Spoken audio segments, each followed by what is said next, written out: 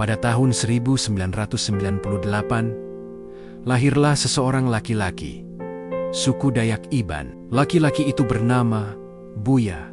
Hidup mereka sangat sederhana. Saat itu kampung yang ditempatinya sangatlah sepi dan tidak ramai penduduk sama sekali. Mereka hidup di rumah berdinding kulit kayu dan berlantaikan bambu yang sudah dibelah, dan atap rumah mereka terbuat dari kayu lapis. Pada saat itu, bapak dan ibunya hanyalah seseorang petani ladang kering. Di kampung mereka, semua usaha serba susah. Bahkan, dapat makanan pun susah.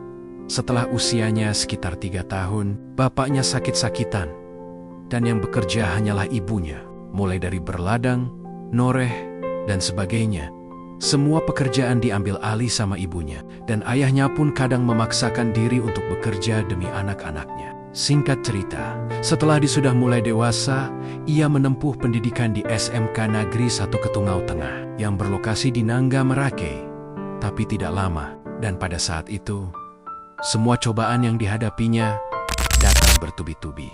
Mulai dari gagal berumah tangga dan sebagainya.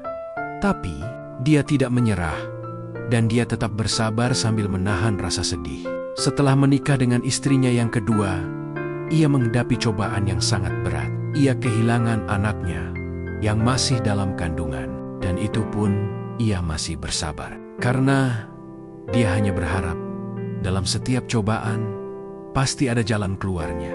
Saat itu, ia hanya bisa memendam semua kepedihan di dalam hati. Dan dia berjanji kepada dirinya sendiri agar tidak membawa orang tuanya dan martuanya ke dalam sesuatu kepedihan yang ia rasakan. Dan sekarang ia masih belajar dan terus belajar untuk menjadi orang yang penuh kesabaran dan penuh keikhlasan dalam menghadapi semua masalah.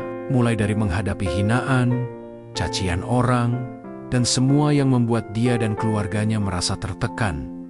Dan kini ia hanya bisa menjadi dirinya sendiri demi anak dan istrinya.